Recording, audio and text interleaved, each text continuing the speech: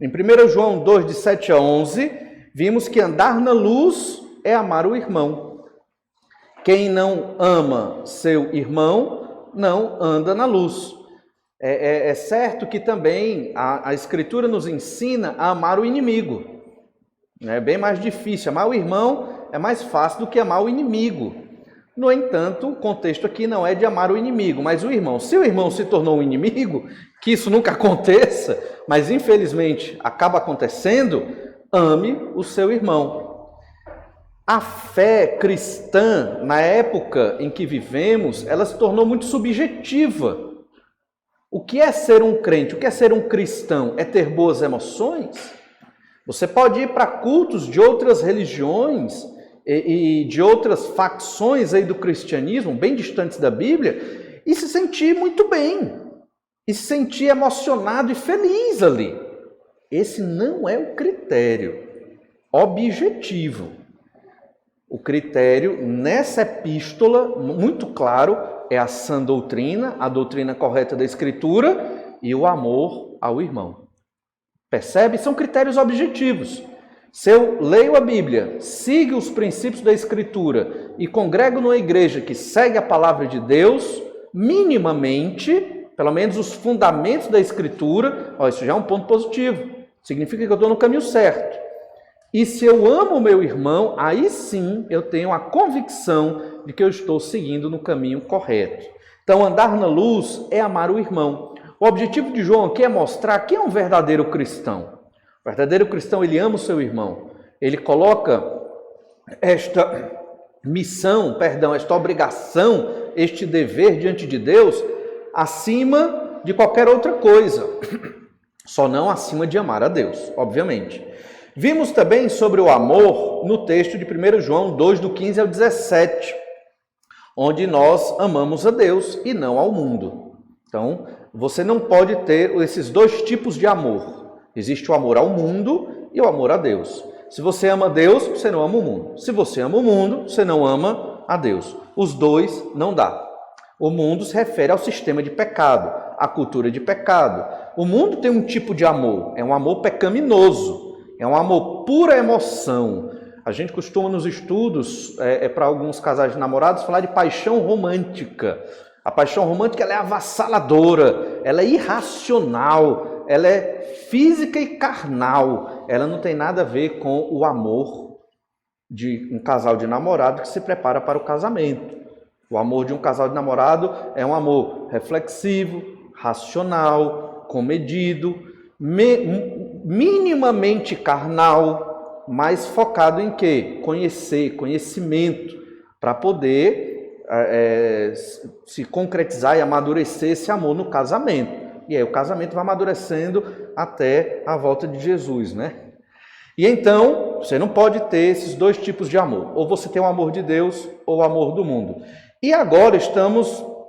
no capítulo 3, vimos também sobre o amor aos irmãos, que deve ser prioridade em nossas vidas, do verso 11 até o verso 24, um texto extenso sobre amar o irmão, e o amor ao irmão é prioridade, obviamente, primeiro amar a Deus, depois amar ao irmão. E agora nós estamos num outro texto, também muito grande, do capítulo 4, do verso 7 até o verso 21, que também trata sobre o amor, de amar o irmão. Por isso que essa é uma epístola muito focada em amar o próximo, em estar demonstrando que você é um crente através do amor. Dizer ser crente e não amar é incompatível. Nós não somos juízes, mas o Senhor julga os corações, as atitudes, e o Senhor resolve essas questões. Mas temos que aprender que ser um crente tem o seu aspecto objetivo. E esse aspecto implica amar. Esse amor não é só emoção, é muito mais atitude. Nós estudamos do verso 7 ao 21, não vimos todos os versículos, mas o tema geral desses versículos, de 1 João 4, do 7 ao 21, é que nós devemos amar porque Deus é amor. Deus não é o amor, nem um amor, Ele é amor, pleno amor, essência do amor. Ou podemos dizer que o amor tem a sua essência em Deus, se nós quisermos dizer assim. O fato é que nós amamos uns aos outros porque Deus é amor. Se eu não amo, eu estou longe de Deus. O meu cristianismo, ele não é bíblico. Não pode uma pessoa ter um profundo conhecimento da Escritura Sagrada, da Bíblia, e não amar. Está improdutivo esse conhecimento, infértil. Não é um conhecimento verdadeiro, é só acadêmico, mas não é o conhecimento verdadeiro que deve existir na vida de cada crente em Jesus, de cada pessoa convertida pelo poder de Deus. Destacamos 3 ensinos nesses versículos e vimos no domingo passado o primeiro. Jesus é o amor de Deus por nós. Jesus é a definição de amor. Estudar Jesus nos evangelhos é aprender a amar, até no meio da oposição, até no meio de quem quer te prejudicar, até no meio de quem quer te matar. Jesus, ele nos ensina com a sua vida como amar estas pessoas. Por quê? Porque o Senhor Jesus tinha um alvo, um compromisso muito claro, a glória de Deus, a glória do Pai, ao ponto de ele entregar a própria vida para glorificar a Deus. E é isso que Deus quer de nós, que entreguemos a nossa própria vida para a glória de Deus. E sempre quando falamos assim, eu acredito que muitos pensam, mas eu não vou mais viver? E eu vou perder minha liberdade se eu viver para a glória de Deus? Será que não é ruim essa vida? Olha, eu não vou dizer que eu tenho certeza, mas eu tenho quase certeza que lá no fundo, em algum momento ou outro da nossa vida, nós pensamos assim. E não queremos nos entregar completamente a viver para a glória de Deus.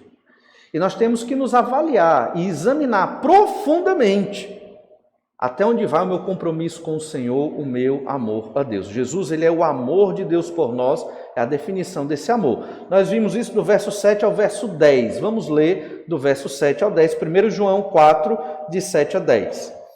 Amados, amemo-nos uns aos outros, porque o amor procede de Deus. E todo aquele que ama é nascido de Deus e conhece a Deus. Aquele que não ama não conhece a Deus, pois Deus é amor. Lá na frente ele repete novamente essa verdade. Verso 9. Nisto se manifestou o amor de Deus em nós, em haver Deus enviado o seu Filho unigênito ao mundo para vivermos por meio dele. Nisto consiste o amor, não em que nós tenhamos amado a Deus, mas em que ele nos amou e enviou o seu Filho como propiciação pelos nossos pecados. Então não pense que foi você que amou a Deus, que você é muito bom e tem um profundo amor pelo Senhor e por Jesus. Não. O amor que você tem por Jesus é porque Deus te amou primeiro e colocou no seu coração o desejo e a vontade de amar Jesus, porque o homem pecador, quando nasce pecador, e todos nós nascemos pecadores, nós não temos condição de amar a Deus, de amar ao Senhor Jesus Cristo, não temos condição se Deus não nos amar primeiro, se não houver a divina semente em nós, para que o nosso ser seja renovado. É o que Jesus chama de novo nascimento. Jesus diz para Nicodemos, você tem que nascer de novo, importa que você nasça de novo. Nicodemos era um mestre da lei, era um fariseu renomado, conhecia o Antigo Testamento muito bem, mas estava longe de Deus. Então, mesmo conhecendo a Bíblia, isso ainda não é 100% garantia que só o fato de eu estudar a Bíblia, eu estou amando a Deus e amando o meu irmão. Eu tenho que pôr isso em prática. Eu tenho que aplicar essa vida na palavra, no dia a dia.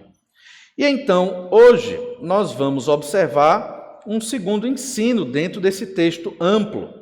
O segundo ensino diz que quem ama permanece em Deus. E aqui a palavra-chave dos versículos que nós vamos estudar, do 11 ao 16, hoje, é permanecer. Quem ama, permanece em Deus. Obviamente, quem não ama, não permanece em Deus. Perceba, então, a lógica do argumento, isso é muito claro. Não existe um crente que diga, eu amo a Deus, Deus é maravilhoso, eu tenho uma intimidade enorme com o Senhor, Deus faz tudo o que eu peço em oração, mas eu não perdoo o irmão, mas eu não falo com outro irmão, mas eu vou sair da igreja porque eu tive um problema com o irmão. Isso não existe. essa pessoa está mentindo. É muito claro, ela está mentindo. Não tem quem diga que ama a Deus e não perdoa o seu irmão, não se sacrifica pelo seu irmão. Não existe, não pode. É o que a Bíblia está dizendo aqui. Quem ama permanece em Deus. É a marca do crente. Tem várias marcas, falamos disso domingo passado, mas essa é a grande marca que João enfatiza nessa epístola. Agora vamos ler do verso 11 ao 16. Amados, se Deus de tal maneira nos amou, devemos nós também amar uns aos outros. Ninguém jamais viu a Deus. Se amarmos uns aos outros, Deus permanece em nós, e o seu amor é em nós aperfeiçoado. Nisto conhecemos que permanecemos nele. Olha a palavra permanecer aí. E ele em nós, em que nos deu do seu Espírito. E nós temos visto e testemunhamos que o Pai enviou seu Filho como Salvador do mundo. Aquele que confessar que Jesus é o Filho de Deus, Deus permanece nele, e ele em Deus. E nós conhecemos e cremos no amor que Deus tem por nós. Deus é amor. Pela segunda vez nesse trecho ele fala, Deus é amor. E aquele que permanece no amor, permanece em Deus e Deus nele. Veja quantas vezes se falou aqui de ser aperfeiçoado em amor e de permanecer em Deus.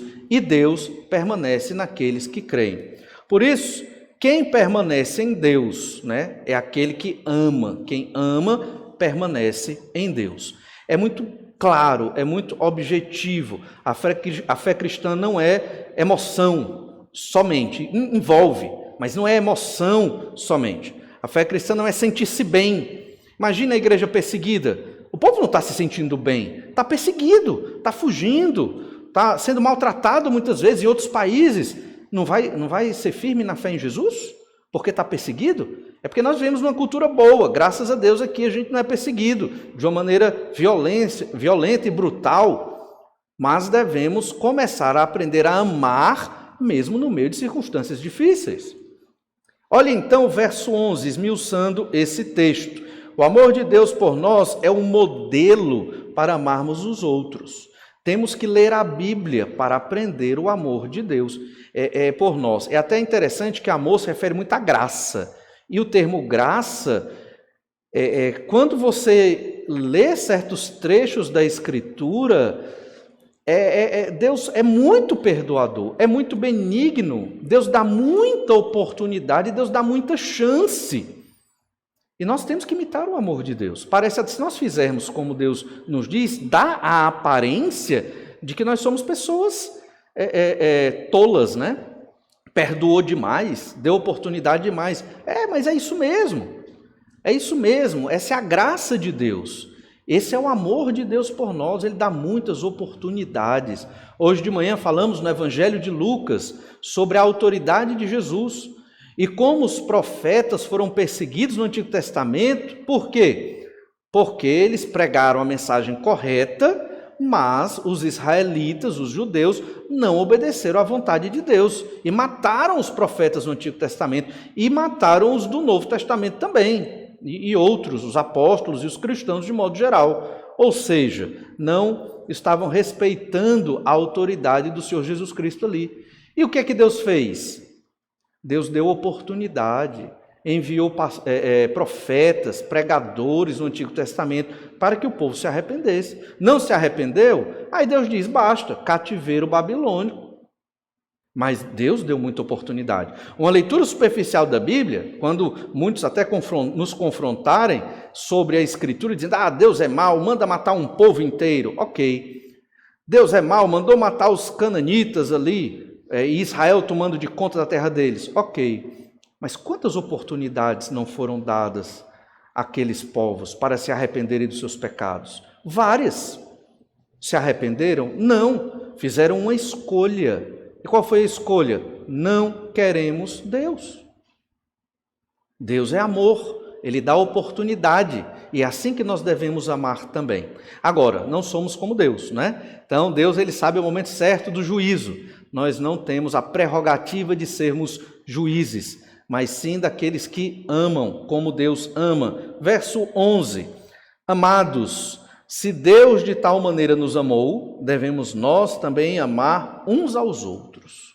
Então, o nosso modelo de amor é Deus. Do jeito que Deus te ama, ame o outro. Como é que Deus me ama? Deus não me obriga a vir à igreja. Deus não me pune porque eu não venho para a igreja. Deus não me obriga a ler a Bíblia. Deus é tanto amor que Ele me deu liberdade para desobedecê-lo.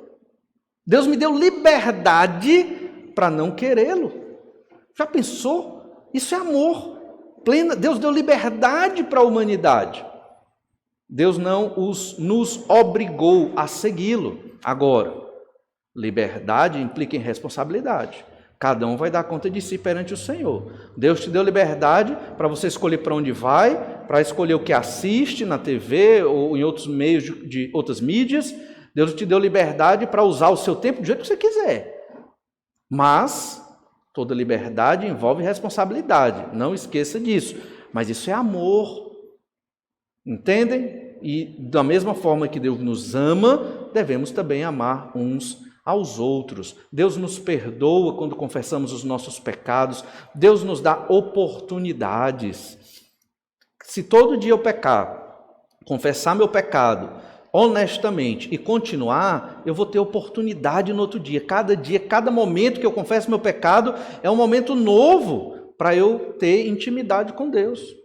Nós não temos o tamanho do poder perdoador de Deus, nem o tamanho da misericórdia de Deus, mas Ele é o nosso modelo. Nenhum de nós aqui é um modelo por excelência. Podemos imitar os irmãos que perdoam, que têm paciência, que estão ajudando uns aos outros, amém por isso. Mas o Senhor é o nosso modelo de amor.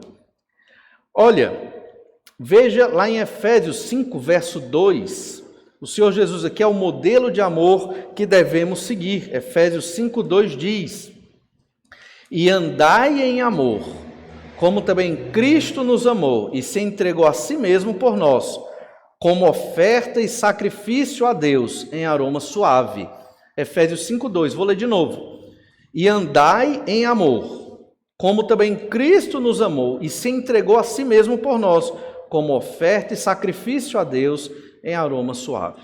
Então, Paulo diz aos crentes de Éfeso: ande em amor. Certo, Paulo, mas como é que se anda em amor? Como Jesus, que morreu numa cruz pelos pecados de vocês. Então, esse é o ápice do amor. Até que ponto, você pode me perguntar, até que ponto eu tenho que amar um irmão que é difícil de amar? Até o ponto de você morrer por ele. Difícil, muito difícil, mas é Deus que nos capacita a amar dessa forma. Amar aqui, estamos falando de um amor entre irmãos de uma igreja. João estava pregando para as igrejas da Ásia, uma província romana naquela época, as igrejas de Éfeso, que João teve muita influência em Éfeso, mas aquelas igrejas do Apocalipse certamente estavam envolvidas aqui, nessa epístola também, que João, o mesmo autor do Apocalipse, escreveu para aquelas igrejas e outras igrejas da Ásia ali. Esses ensinos, como nós já falamos, não são ensinos para crentes neófitos, novos na fé, novos nascidos. São ensinos para crentes antigos. Então isso é importante. Falar de amor não é só para quem acabou de se converter e está trilhando seu início na fé cristã. Não, é para os crentes antigos mesmo. Aprender a amar. E o tipo de amor, o modelo? Jesus. Jesus é o modelo. Existe no Novo Testamento muitos exemplos de amor. Um exemplo marcante de amor aqui é o exemplo do bom samaritano. Lá em Lucas 10, 37, vamos ler só esse versículo sobre o bom samaritano. É uma história emblemática de amor ao próximo. Eu tenho que aprender a amar o próximo como aquele samaritano, chamado de bom. Por quê? Porque ele foi o único que teve misericórdia daquela pessoa que foi assaltada, maltratada, estava semi-morto no chão. Foi lá o samaritano, pegou essa pessoa, levou para ser tratado, pagou do dinheiro dele para que fosse tratado pelo dono lá da estalagem. Veio um sacerdote, olhou para a pessoa caída, isso antes, né? No começo da história. Olhou para a pessoa maltratada e passou. Veio um levita, olhou e passou. Veio um samaritano desprezado, olhou e cuidou. Lucas 10, 37. Respondeu-lhe o intérprete da lei, o que usou de misericórdia para com ele. Então lhe disse, vai e procede de igual modo. Você lembra bem da história? Esse intérprete da lei pergunta para Jesus, Senhor, quem é o meu próximo? Jesus conta a história.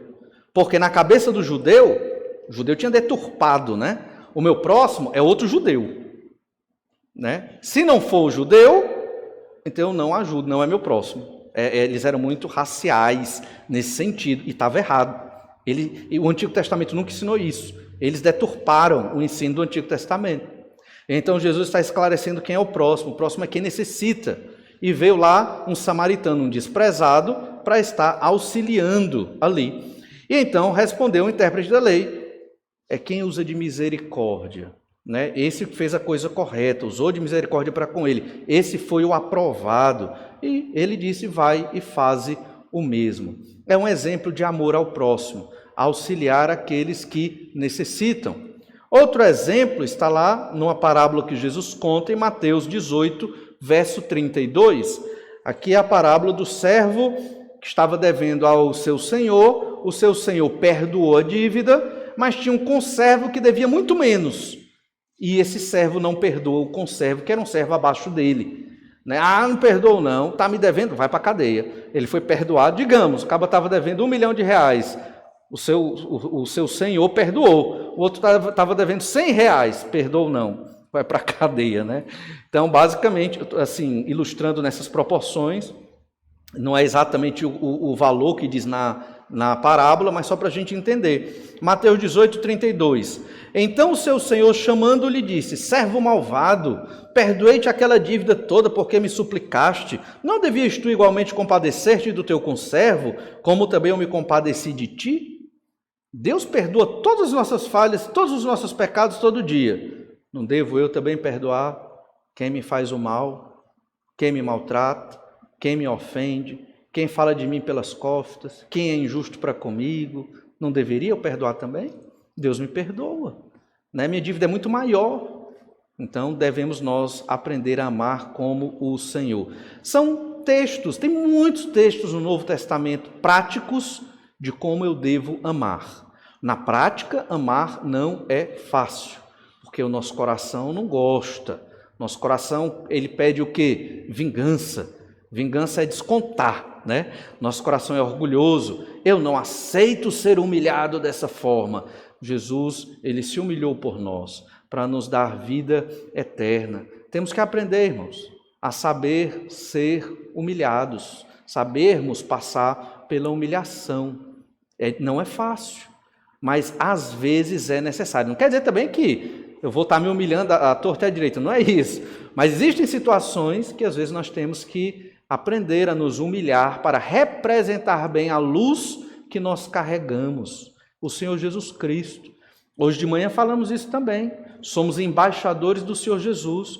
Por onde quer que nós estejamos indo, nós carregamos Jesus, carregamos o nome do Pai, do Filho e do Espírito Santo. Deus, nós somos os representantes de Deus na terra. É o que a Bíblia diz dos crentes em Jesus. Então nós temos que representá-lo bem, amando até aqueles que nos maltratam. O Antigo Testamento também tem muitos exemplos sobre o amor. Destaquei um exemplo bem emblemático de Deuteronômio 24, verso 21. Olhe na sua Bíblia, Deuteronômio 24, 21. Nesse texto, o israelita é exortado a amar o estrangeiro, porque eles foram estrangeiros peregrinos na terra do Egito. Deuteronômio 24, verso 21 diz: quando vindimares a tua vinha, não tornarás a rebuscá-la. Para o estrangeiro, para o órfão e para a viúva será o restante. Lembrar-te-ás de que foste escravo na terra do Egito, pelo que te ordeno que faças isso. Deus dizendo ali através de Moisés para o povo, uma lei. O que significa vindimar a vinha, não tornar a rebuscá-la? Faz uma colheita na sua vinha, sempre fica alguma coisa. Não volte para tirar até o último cacho. O que ficou, deixe lá. Porque vem o estrangeiro com fome e colhe para se alimentar. Isso aqui era na vinha, mas também em outras plantações. A ideia era que em Israel ninguém deveria passar fome. Então você colhe, mas sempre deixa alguma coisa lá no pé, na horta, na sua plantação, para que o pobre, quem era o pobre? O estrangeiro, o órfão, a viúva tenham o que comer. Isso é amar o próximo. Entende? Nós temos que aprender que amar o próximo envolve muitas áreas. Na área material, na área mais emocional, na área do cuidado, muitas outras áreas. Então chegamos no verso 12, 1 João 4,12. Tudo isso para exemplificar o quanto a Bíblia fala do amor ao próximo, que é o tema aqui, o amor a Deus também, mas especificamente o amor ao próximo, e como o Senhor é esse modelo de amor para nós, como lemos no verso 11. Olha agora o verso 12, 1 João 4,12.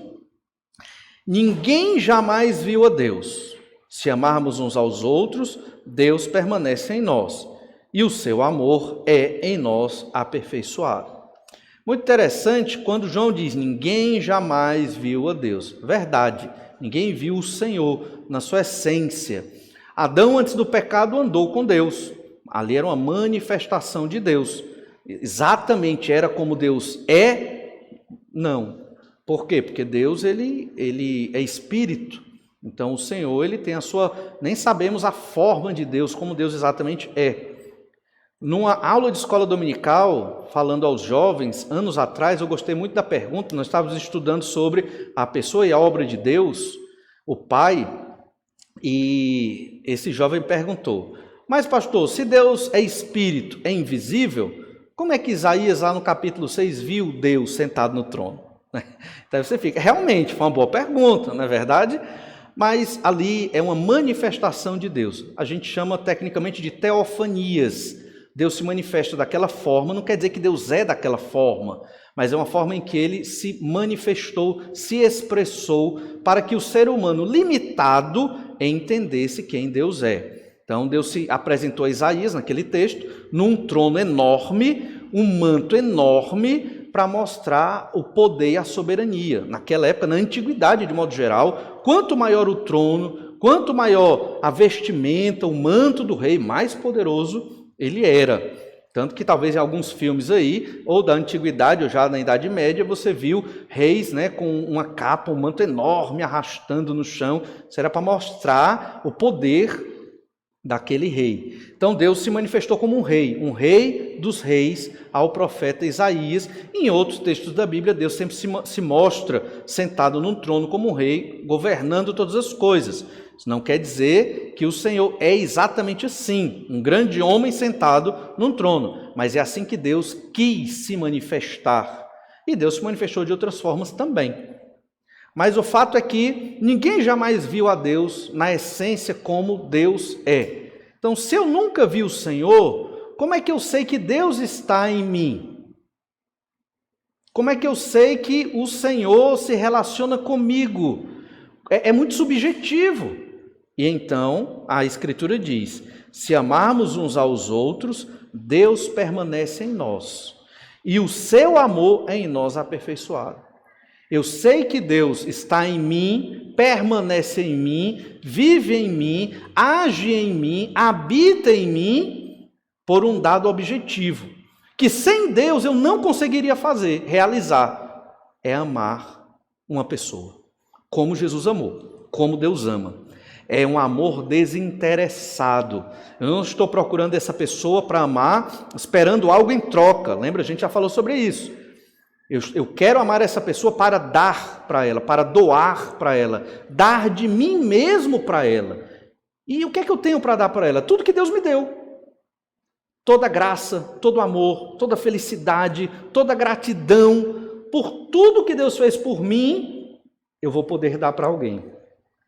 Entende? Isso é amar. Aí eu sei, objetivamente, se eu consigo amar essa pessoa, realmente, Deus permanece em mim. Deus está comigo. Não quer dizer que eu me tornei Deus, não é isso.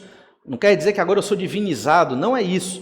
Mas de alguma forma sobrenatural, o Espírito de Deus habita em mim, já vamos falar do Espírito Santo de Deus, e me capacita a amar, de modo que sem Ele eu não conseguiria. Eu não conseguiria. Então, no dia que você pensar, você foi muito ofendido, muito humilhado, e pensar assim, olha, eu não consigo perdoar, saiba que o Espírito vai mostrar a você, consegue. Você não quer, por causa do orgulho, mas consegue. Porque Deus te capacita para isso. Se você é crente em Jesus, você consegue perdoar sim, como o Senhor Jesus nos perdoa dos nossos pecados, das ofensas que cometemos contra Ele todo o dia. E outro detalhe que nós vamos ver lá no final desse texto é que esse amor é em nós aperfeiçoado. Esse amor ele é amadurecido. Quando você tiver uma pessoa na sua vida que é difícil de amar, ou que está te maltratando, ou te perseguindo, ou qualquer situação que envolva um amor que está difícil, isso é uma oportunidade. Oportunidade para aperfeiçoar esse amor. Você vai aperfeiçoar. Eu vou amar essa pessoa que está tão distante de mim no sentido de eu gostar dela. Eu vou amar, eu vou trazer para perto, eu vou conversar, eu vou fazer alguma coisa, vou orar a Deus para que Deus me ilumine o que é que eu vou fazer, mas é um treino, é um exercício, é um aperfeiçoamento do amor. E você vai conseguir amá-la. Isso não quer dizer que você tem que ser o melhor amigo de todas as pessoas. É impossível. A gente não tem condição nem psicológica, nem cognitiva de ser o melhor amigo e íntimo de muitas pessoas. Não dá. Não tem como. Nós somos limitados. Mas, no que depender de nós, como o apóstolo ensinou, devemos ter paz com todas as pessoas. E então, Deus permanece em nós. O amor de Deus por nós é em nós aperfeiçoado como quando amamos os outros. Vamos aprendendo sobre o amor de Deus e vamos amando mais ainda aqueles que estão distantes. Amar quem está próximo é bem fácil. Difícil é amar quem está distante, quem discorda, quem ofende, é complicado. Essa palavra permanecer, a palavra-chave nesse texto aqui. Permanecer trata de uma relação estável, trata de Deus agir, de presença, de habitação. Deus permanece, Deus está naqueles que amam. Até porque essa é uma marca do crente em Jesus. E então no verso 13, nós temos outro critério objetivo. Não parece, mas é um critério objetivo do nosso relacionamento com Deus, da nossa permanência em Deus e Deus permanecendo em nós. Verso 13, 1 João 4, verso 13. Olha aí na sua Bíblia. Nisto conhecemos que permanecemos nele e ele em nós, em que nos deu do seu Espírito. Além de amar o meu irmão, que é uma prova que mostra que Deus permanece em mim e eu permaneço em Deus, outra prova de que Deus permanece em mim e o amor de Deus permanece em mim e o meu amor permanece junto com o Senhor, é o Espírito Santo. O Espírito Santo é o selo, o Espírito Santo é uma garantia. Então, no dia que você pensar assim, eu não consigo amar aquele irmão, consegue, porque você tem o Espírito Santo de Deus. Ele é Deus. De algum modo sobrenatural, que nós não conseguimos explicar, a terceira pessoa da Trindade está em nós. Ela habita em nós. Olha, para explicar isso bem, veja na sua Bíblia o Evangelho de João, capítulo 14. Evangelho de João, capítulo 14, verso 17. Jesus explicando estas questões para os apóstolos. Olha o que Jesus diz. Vou ler o 16. E eu rogarei ao Pai, e ele vos fará outro consolador, a fim de que esteja para sempre convosco. Jesus era um consolador. Jesus era um advogado. Jesus era um motivador. Mas Jesus tinha que morrer na cruz, ressuscitar e subir aos céus. Aí vinha a terceira pessoa da Trindade, o outro consolador. Verso 17. O Espírito da verdade, que o mundo não pode receber. O mundo não pode. Quem não crê em Jesus não pode receber o Espírito Santo de Deus. O Espírito Santo é uma marca naqueles que creram em Jesus. É Ele que nos dá força e capacidade para vencer pecados. Não depende de nós. Depende de nós querer vencer o pecado. Mas a força vem do Espírito. Continua o verso 17. Porque não o vê, nem o conhece. Vós o conheceis, porque ele habita convosco e estará em vós. Isso é muito interessante. Aqui, Jesus ainda não tinha morrido na cruz, nesse contexto aqui. O Senhor Jesus não tinha ressuscitado, não tinha subido ao céu ainda. E o Espírito Santo não tinha descido para habitar nos homens, como se lê lá em Atos capítulo 2. O Espírito habitava em Israel, nos crentes de Israel, mas de uma maneira pouco íntima. Mas Jesus diz, e estará, ele habita no meio de vocês, mas ainda não está em vocês. Ele estará convosco. Entende? Do Antigo Testamento para o Novo Testamento, da Velha Aliança para a Nova Aliança, algo enorme mudou. O Espírito Santo, que agia no povo, nos crentes do Antigo Testamento, ele se tornou mais íntimo do povo do Novo Testamento, da Nova Aliança, que é a igreja. Em vez dele somente agir superficialmente, hoje o Espírito Santo está em nós. É por isso que no Novo Testamento, na Nova Aliança, a igreja é cada crente em Jesus. O templo é cada crente em Jesus. Isso aqui não é um templo, é um prédio. Podemos vender, podemos destruir, não importa. Um terremoto vem, engole o prédio. Eita, depressão, a igreja acabou. Não. A gente aterra tudo, faz umas tendas aqui e vamos continuar adorando ao Senhor. E talvez seja até um grande impacto para a sociedade, né? Como é que pode aquela igreja continuar ali, naquele terreno baldio? Pois é, porque a igreja são os convertidos em Jesus. Isso é importante, porque às vezes ficamos tristes quando não temos uma coisa, não temos outra coisa. É bom ter coisas confortáveis, não é errado nem é pecado, mas a perspectiva correta é essa, porque o Espírito de Deus, hoje, ele está dentro de cada crente em Jesus aqui. Por isso você é um embaixador de Cristo, um sacerdote. Talvez você diga, eita, o pastor está coaching hoje. Não, não é coaching não. Não é mensagem motivacional não. Esse é o nosso real valor em Cristo. Entende? E é por isso que João deixou claro isto no verso 13, 1 João 4,13. Nisto conhecemos que permanecemos nele e ele em nós, em que nos deu do seu Espírito. Ele está ensinando o que Jesus ensinou, que acabamos de ler. O Espírito Santo está, ele age, nos dá poder para vencer pecados, nos dá poder para amar um irmão. Ou seja, se você não ama, é porque você não está querendo, não está se esforçando. Você tem que se esforçar, você tem que querer. Aí lembra de quarta-feira, que o pastor já me enfatizou, jejum e oração. Tem um irmão que está difícil de eu amar, que está me incomodando, eu vou trabalhar para amar aquele irmão. Olhe ainda sobre o Espírito Santo, Romanos 8,16. O Espírito Santo testifica conosco que somos filhos de Deus. Ele nos mostra, Romanos 8,16. O Espírito Santo nos mostra que nós somos filhos de Deus. Romanos 8,16. O próprio Espírito testifica com o nosso Espírito que somos filhos de Deus. Esse mesmo Espírito nos faz conhecer sobre a natureza de Deus, nos ensina sobre as coisas espirituais. Nós lemos na Bíblia, mas necessitamos que o Espírito nos ensine, nos dê entendimento. Olhe 1 Coríntios capítulo 2, verso 10. 1 Coríntios 2, 10. Olha aí na sua Bíblia. Mas Deus nulo revelou pelo Espírito, porque o Espírito a todas as coisas perscruta, até mesmo as profundezas de Deus. A terceira pessoa da Trindade conhece até as profundezas de Deus, porque Ele é Deus também, e tem um perfeito relacionamento com o Pai e com o Filho. Agora vá para o verso 12, 1 Coríntios 2, verso 12.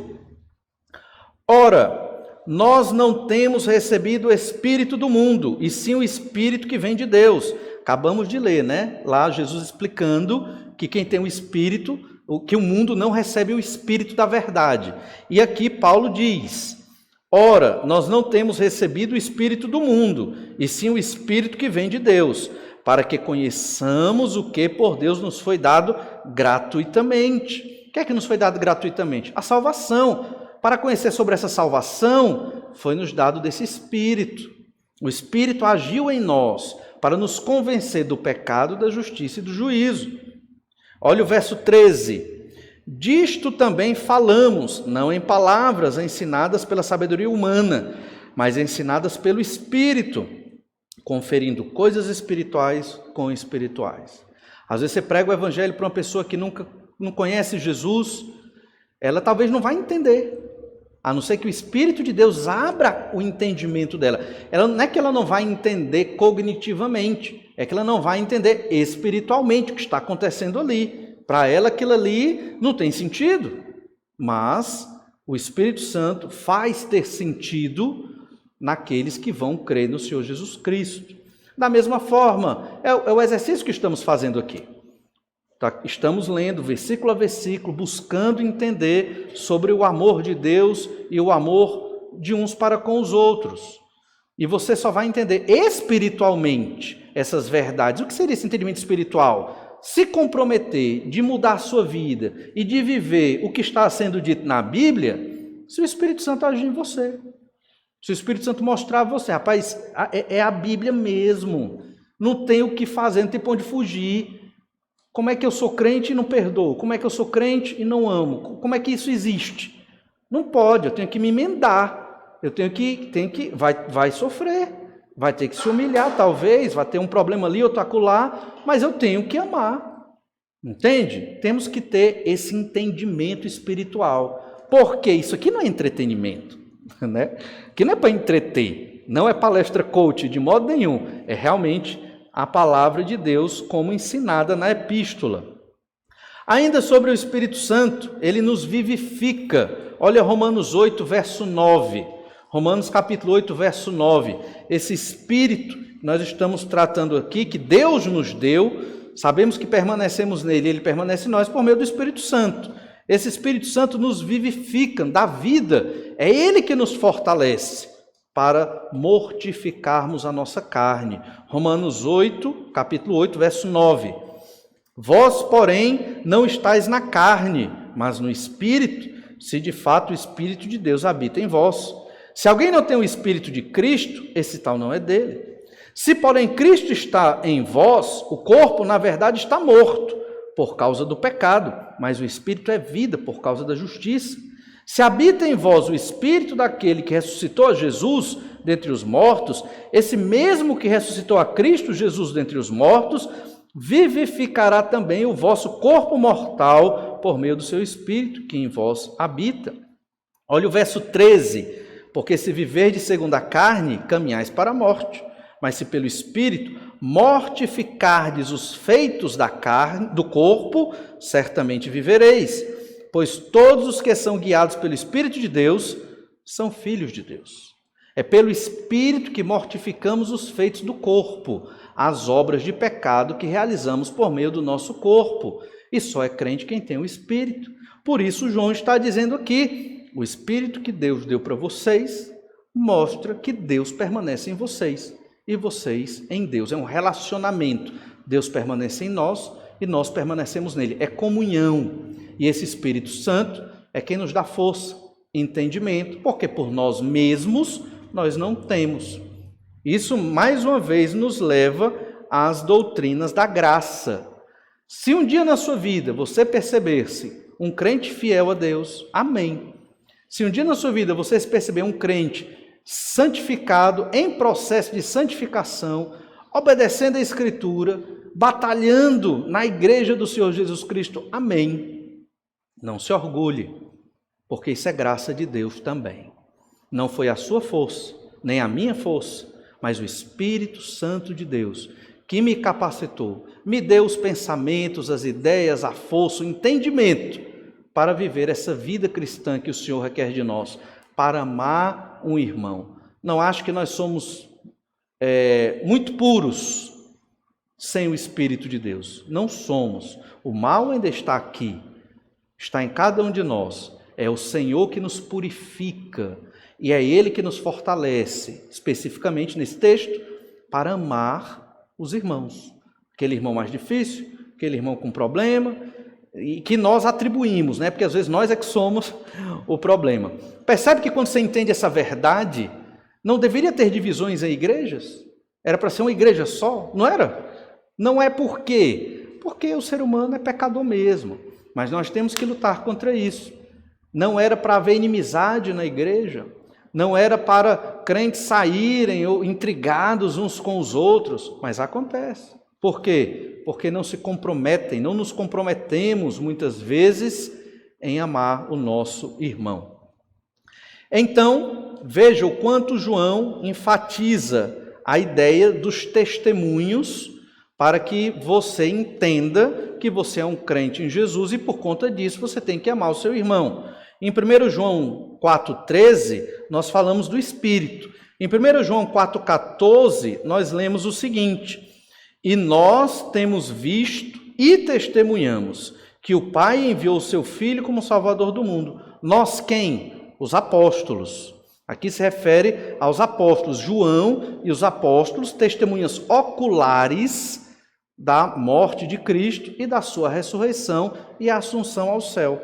Então, eles testemunharam que o Senhor Jesus é o Filho de Deus. Por quê? Porque somente quem crê no Senhor Jesus como Filho de Deus pode ter o Espírito e pode amar uma pessoa como Deus ama. Olha o verso 15, 1 João 4, verso 15. Aquele que confessar que Jesus é o Filho de Deus, Deus permanece nele e ele em Deus. Então, para você entender que você tem essa capacidade de amar o seu irmão, você tem que ser filho de Deus, você tem que crer em Jesus, receber o Espírito Santo de Deus. E Deus permanece em você se você confessa Jesus como Filho de Deus. Confessar a Jesus como Filho de Deus envolve com a sua boca você falar, né? Senhor Jesus, eu suplico que o Senhor seja o Senhor da minha vida e me salve. Isso é confessar Jesus como o Filho de Deus. Você pode ampliar essa confissão, dizendo: eu creio que eu estou perdido nos meus pecados, e sem o Senhor Jesus Cristo, eu não tenho salvação. Não há felicidade para mim nesta terra sem Jesus. Isso é confessar Jesus como o Filho de Deus. As pessoas confessam, às vezes, da boca para fora. Você quer crer em Jesus? Eu quero, pastor, eu quero crer em Jesus. 2 meses depois, está lá no mundo, vivendo na cultura de pecado, vivendo no sistema, né, de pecado longe de Deus. Essa pessoa nunca confessou Jesus como seu Senhor e Salvador. Quem crê em Jesus, Deus permanece nele. E ele permanece em Deus. Está sendo dito aqui, a comunhão. Então, não tem como amar sem crer em Jesus. Isso é para os crentes no Senhor Jesus Cristo. Mesmo que você veja grandes ações de amor nas mídias sociais, se aquelas pessoas não creram em Jesus, é outro tipo de amor.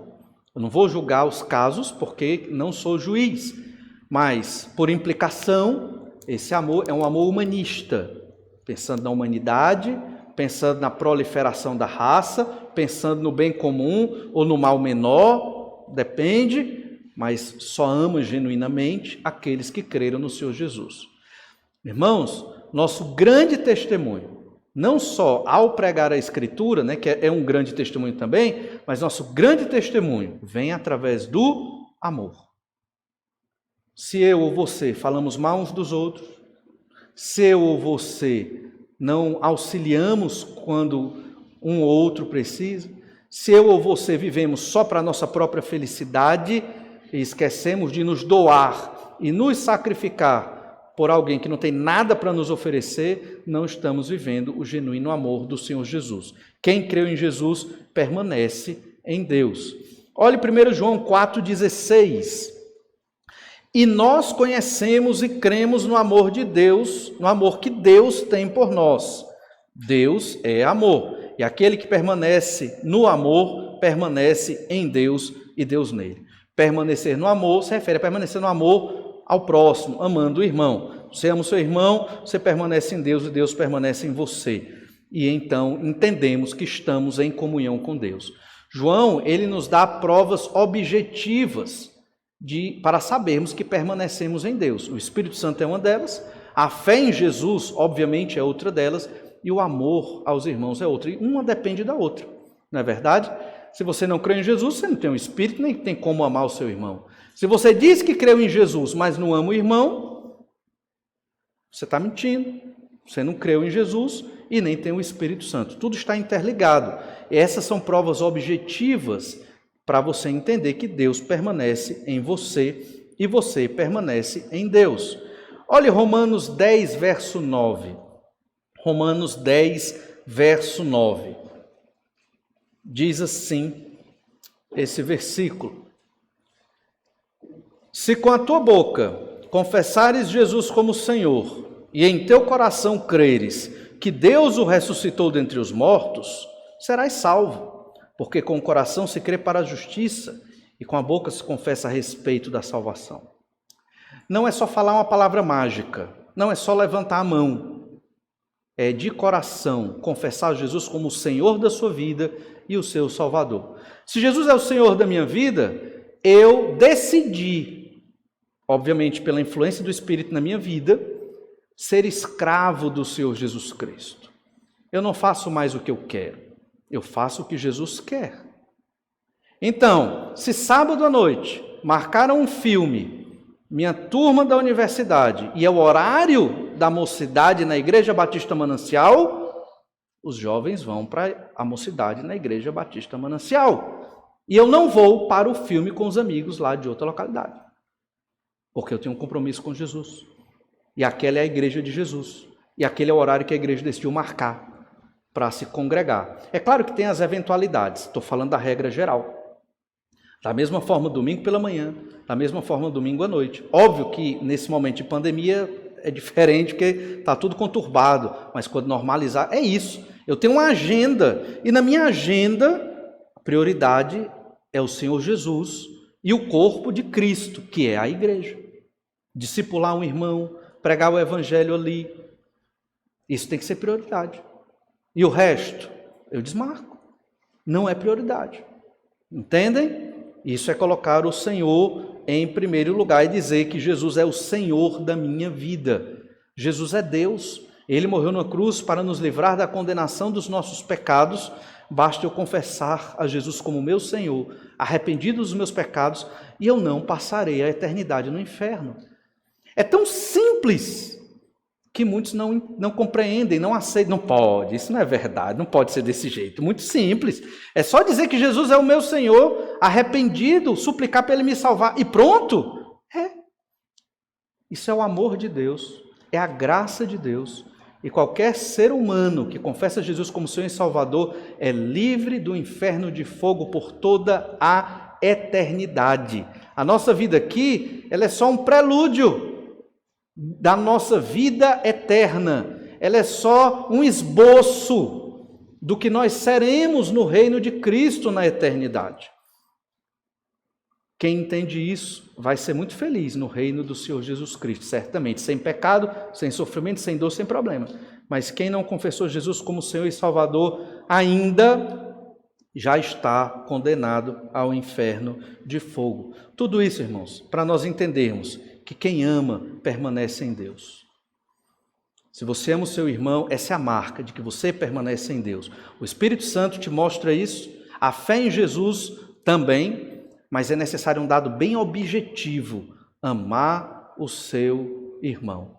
Amar não como o mundo mostra que é um tipo de amor, mas amar como Jesus nos amou, morrendo na cruz, sacrificando-se por nós, sem nós termos nada para dar de volta para Jesus, nada. Culto que prestamos aqui não é para pagar nada para Jesus, pelo contrário, é por gratidão, adoração e misericórdia, que precisamos sempre de misericórdia do Senhor.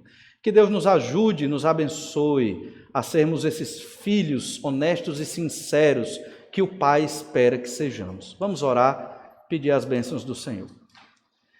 Pai amado, te agradecemos muito por tua graça e misericórdia e pelo teu amor para conosco.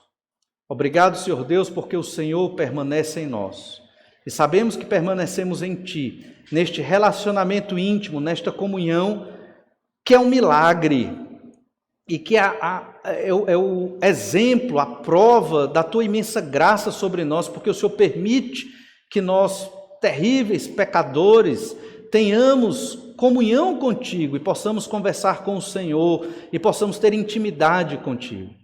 Por isso, ó Pai, assim como o Senhor nos amou, nos ajuda pelo teu Santo Espírito a estarmos amando uns aos outros verdadeiramente, na prática, de fato, não só de palavra, mas com a nossa vida, com as nossas ações. Capacita-nos, ó Pai, para que a Tua mensagem transforme os nossos corações, para que não estejamos pensando no outro que não ama, mas ajuda para que pensemos em nós que não estamos amando e que venhamos a amar uns aos outros como o Senhor nos ensina. E assim, certamente, ó Pai, o Senhor se agradará de nós, Teu nome será glorificado e certamente a Tua bênção será despejada sobre o Teu povo. É o que nós te pedimos. No nome do Senhor Jesus. Amém.